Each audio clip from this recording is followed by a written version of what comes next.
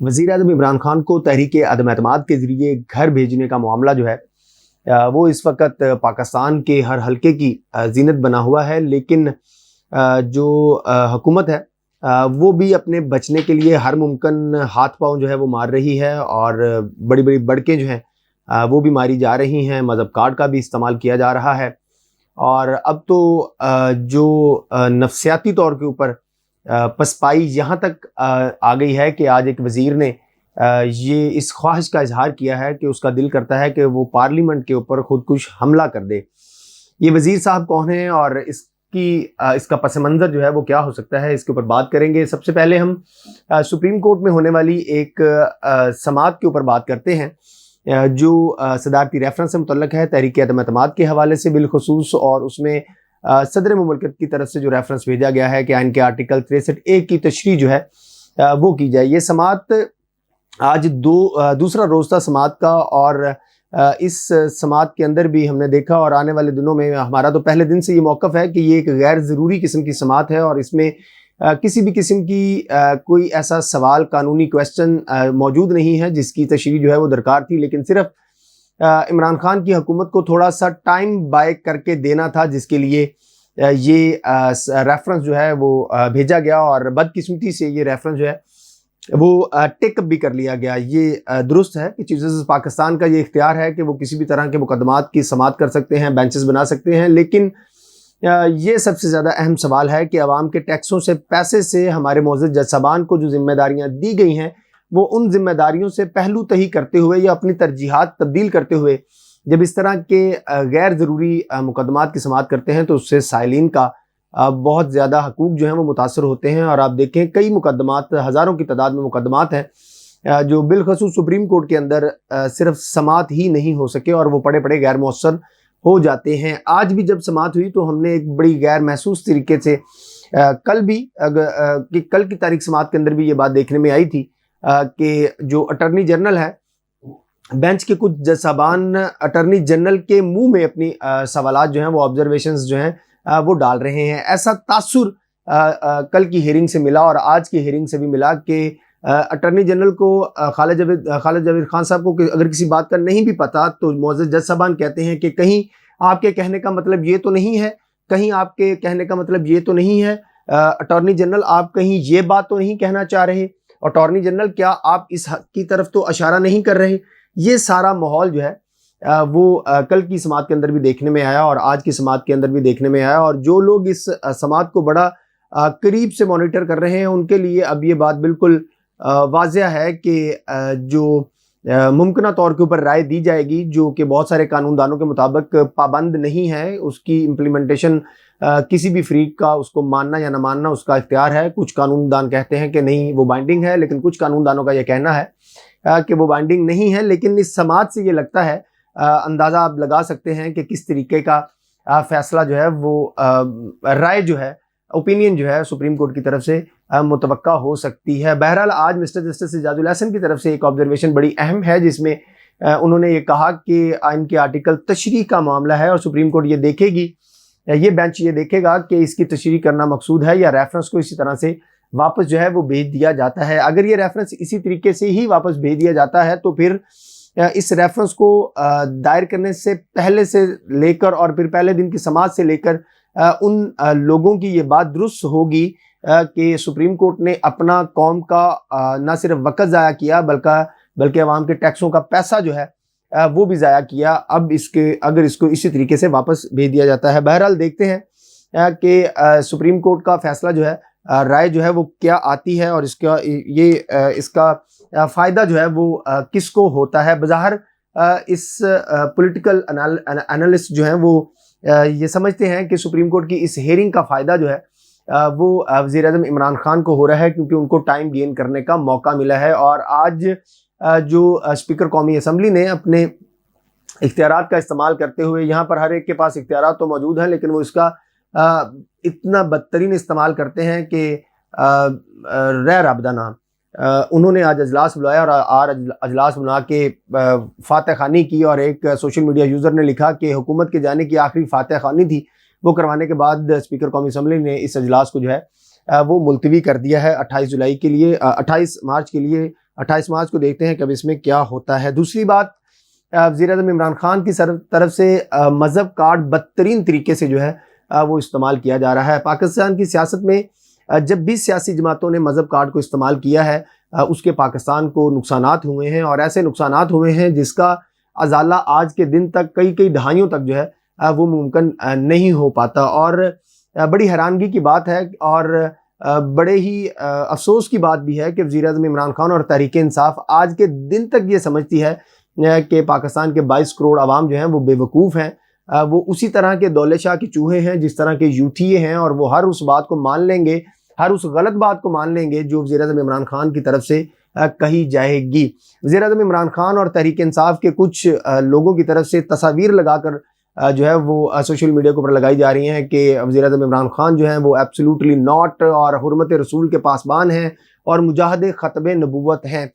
और ये बात पूरी पाकिस्तान जानता है, हर बच्चा जानता है, मैं सबसे ज़्यादा गहराई से जानता हूँ क्योंकि मैंने तहरीक लब्बैक का नामूस रसालत मार्च था वो पहले दिन से लेके आखिरी दिन तक, आखिरी लम्हे तक जो है उसकी भरपूर कवरेज की और बड़ी गहराई से बारीक बीनी से जाके उनका जो है वो रिपोर्टिंग करते रहे। और हमने उसमें देखा कि जो नामूस रसालत के मार्च के शुरका थे, जो आशिकान रसूल थे, जो लब्बैक या रसूलुल्लाह का नारा लगा रहे थे, उन लोगों के ऊपर, उन आशिकान रसूल सल्लल्लाहु अलैहि वसल्लम के ऊपर के बारे में वज़ीर-ए-आज़म इमरान खान ने कहा कि हम ताकत से इस नामूस रसालत को कुचलेंगे। और फिर हमने उसका रिजल्ट भी देखा, उसके ऊपर अमल दरामद होते हुए हमने देखा कि जब एमयू कॉलेज के अंदर और आसफ टाउन के अंदर आशिकान रसूल के ऊपर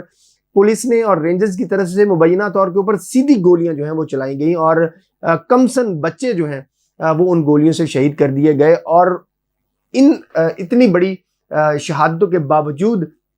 तहरीक-ए-इंसाफ के सरबराह इमरान खान जो है वो कहते हैं कि वो हुर्मत रसूल के पासबान हैं और वो मुजाहिद ख़त्म नबूवत है। और ये शायद वो इस वजह से कहते हैं कि उनकी बात के ऊपर यकीन कर लिया जाएगा। और ये बात इतना बड़ा तज़ाद है, इतना बड़ा तज़ाद है कि शायद वज़ीर-ए-आज़म इमरान खान जो है वो ऐसी बातें वो शख्स ही कर सकता है जिसके हवास जो हैं वो यकसू ना हो, वो खुद मखबूतुल हवास हो, वो सुबह के वक्त कोई बात करता हो, शाम के वक्त कोई बात करता हो। ये उस तरीके का कोई शख्स जो है वो इस तरह की मखबूतुल हवासियाँ जो है वो छोड़ सकता है। ये इमरान खान साहब कभी इस बात का क्रेडिट नहीं ले सकते कि वो मुजाहिद ख़त्म नबूवत है या वो जो है वो हुर्मत रसूल के पासबान है, क्योंकि ये बात रिकॉर्ड का हिस्सा है कि उन्होंने फ्रांसीसी सफ़ीर को पाकिस्तान से निकालने के ऊपर जो है वो पीठ दिखाई। उन्होंने आशिकान रसूल के ऊपर उनके दौरे हुकूमत में गोलियां चलाएंगी और आशिकान रसूल के ऊपर गोलियां चलाने वाला मुजाहिद ख़त्म नबूवत जो है वो नहीं हो सकता। और अगर धक्के से इस कार्ड को इस्तेमाल किया जा रहा है ज़बरदस्ती अपना इक़्तिदार बचाने के लिए, तो माजी में हमने देखा कि आइन के बदतरीन गद्दार जनरल ज़ियाउल हक ने जो है वो इसी मज़हब कार्ड को इस्तेमाल किया और आज के दिन तक पाकिस्तान जो है उस मज़हब कार्ड के गलत इस्तेमाल का जो है वो खमियाजा भुगतता फिर रहा है। अगर इमरान खान साहब को ये लगता है कि वो 10 लाख बंदे निकाल के, 1 लाख बंदे निकाल के या चंद एक बड़ा जलसा करके वो ये समझते हैं कि वो अपनी हुकूमत बचा पाएंगे, तो ये उनकी खामख्याली है। क्योंकि जिस चोर रास्ते से वो आए थे उसी चोर रास्ते से उनको निकालने की तैयारियां हो रही हैं। जो सियासत के अंदर गलत रवायात उन्होंने डाली थी उसी रवायात का इस्तेमाल करते हुए अब इमरान खान को जो है वो निकाला जा रहा है और वो निकल चुके हैं। Army chief general Qamar Javed Bajwa और वज़ीर-ए-आज़म इमरान खान के दरमियान होने वाली जो 23 और 24 मार्च की जो मुलाकात थी उसमें भी ज़राए के मुताबिक ये बात सामने आई है कि वज़ीर-ए-आज़म इमरान खान जो है वो सरेंडर कर चुके हैं ज़राए के मुताबिक, और उन्होंने कहा है कि वो इक़्तिदार छोड़ने के लिए तैयार हैं और वो अब अपना फेस सेविंग के लिए कोई चाल चलना चाहते हैं, जिसके लिए शायद वो 27 जो मार्च का जलसा है उसमें अंदर कोई रूटीन की बात करने की कोशिश करें। बहरहाल मुनहरफ अराकीन का मामला किसी भी तरह पे से टेकअप होता है या अदालत किसी भी तरीके से हुकूमत की मदद करने की कोशिश करती है तो इसका काउंटर अपोजिशन जो है वो कर चुकी हुई है। मुनहरफ अराकीन आते हैं नहीं आते हैं, इसका तहरीक मदमात की तहरीक से कोई लेना देना नहीं है। इसके मुनहरफ अराकीन के अलावा अपोजिशन के ज़राए कहते हैं कि वो सारी अपनी चीज़ें जो हैं बंदोबस्त जो है वो कर चुके हैं, जिसमें सबसे बड़ा अशारा जो है वो इत्तेहादियों की तरफ से इमरान खान अपोजिशन का साथ देने का ऐलान है। और वो जिस दिन भी वोटिंग होगी MQM बलूचिस्तान अवामी पार्टी और जो काफ लीग के अरकान हैं और जो दूसरी इत्तेहादी जमातें हैं उनके अरकान जो हैं वो उसका ऐलान कर देंगे, जिसके बाद इमरान खान साहब जो हैं वो अपने क्या उसे कह सकते हैं कि जो बुनियादें उन्होंने डाली थी उसी का शिकार जो है वो होते हुए नज़र आएंगे। सबसे आखिर में वज़ीर मुमलकत शहरयार अफरीदी साहब की तरफ से एक स्टेटमेंट जो है वो जारी की गई है। उनकी एक वीडियो क्लिप चल रहा है जिसमें उन्होंने कहा कि उनका दिल करता है कि वो पार्लियामेंट में खुदकुश हमला कर दें। अगर खुदकुशी हराम ना होती तो वो पार्लियामेंट के अंदर खुदकुश हमला कर देते। इस तरह की डेस्परेटेड किस्म की, मायूस कुन किस्म की जो बातें हैं या बयानात हैं वो इशारा करती हैं कि जो इख्तिताम है इस तब्दीली का वो हो चुका है और अब इस इख्तिताम को अमली शक्ल जो है वो पहनाई जा रही है। और इस तरह के बयानात सियासी लोग जो हैं वो पहले नहीं देते। इससे पहले गुलाम सरवर खान साहब जो है वो भी दे चुके थे। लेकिन अफसोस इस बात का है कि इस पाकिस्तान के अंदर जो एस्टैब्लिशमेंट है, जर्नैल हैं, जज हैं, जर्नलिस्ट हैं, जो इलेक्टेबल पॉलिटिशियंस हैं, उन्होंने पाकिस्तान के अंदर जो लोग कौंसलर के इलेक्शन जीत के चेयरमैन यूनियन काउंसिल बनकर अपनी यूनियन काउंसिल को डिलीवर नहीं कर सकते थे, उनको हुकूमत जो है वो दे दी गई। और अब जब उनसे हुकूमत छीनी जा रही है तो वो अपने साथ साथ पूरे पाकिस्तान को तबाह बर्बाद करने की ख्वाहिशात का इजहार कर रहे हैं। पार्लियामेंट के ऊपर हमला करने की शहरयार अफरीदी जैसों की जुर्रत ही नहीं हो सकती। इस मुल्क के अवाम जो हैं वो पार्लियामेंट तक पहुंचने से पहले तुम्हारा कोई ना कोई तिया पांचा जो है वो कर देंगे। और तुम्हारी सोच है कि इस मुल्क के अवाम जो हैं वो तुम्हारे जैसे धमकी देने वाले और नौसरबाज किस्म के जो लोग हैं उनसे किस किस्म का इंतकाम लेने की जो है तैयारियों में है। जिस तरीके से आप लोगों ने इस मुल्क का बेड़ा गर्क किया है, अवाम का खून चूसा है महंगाई की शक्ल के अंदर, वो आप लोगों को पार्लियामेंट तक पहुंचने ही नहीं देंगे। आप लोगों ने जितना पार्लियामेंट को सबूटेज करना था वो कर लिया। इसलिए चूंकि आप पार्लियामेंटेरियन लोग नहीं हैं, आपका सियासी तरबियत नहीं है, आप सियासी लोग नहीं हैं, इसलिए आप लोगों का दिल करता है कि ये जो पार्लियामेंट है इसके ऊपर जो है खुदकुश हमला कर देना चाहिए। इस मुल्क के अवाम जो है वो अपनी पार्लियामेंट के मुहाफ़िज़ हैं और वो अपनी पार्लियामेंट की हिफाजत करना जानते हैं। आप लोगों की ख्वाहिशात जो हैं वो ख्वाहिशात ही रह जाएंगी। ये जिस तरीके की स्टेटमेंट जो है वो शहरयार अफरीदी साहब ने दी है, उसी तरह की हरकतें जो हैं वो पंजाब में भी देखने में आ रही हैं। वज़ीर आला पंजाब हाउस से बहुत सारी खबरें जो वो रिपोर्ट हो रही हैं। ऐसे बहुत से अहम मामलात के जो डाटा है वो मुंतकल किया जा रहा है। ख़ास करके तौंसा, डेरा गाजी खान, डेरा जहाँ जहाँ पे वज़ीर आला पंजाब उस्मान बुज़दार साहब के हवाले से खबरें आती थी, उनसे मुतल्लिक़ जितना भी डाटा है वो सारा मुंतकल किया जा रहा है। और ये निशानी है कि ये हुकूमत जो है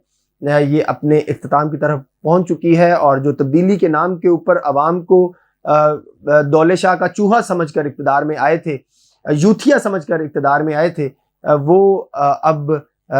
भागने की तैयारी कर रहे हैं। और ये सारी निशानियां जो हैं ये खुदकुश हमले, ये रिकॉर्ड की मुंतकलियाँ और ये मज़हब कार्ड का इस्तेमाल, ये सब इस बात की निशानी है कि आप मैच हार चुके हैं। बगैर मैदान में आए, बगैर मैदान में उतरे, बगैर किसी भी किस्म का कंटेस्ट किए आप जो है वो मैच हार चुके हैं।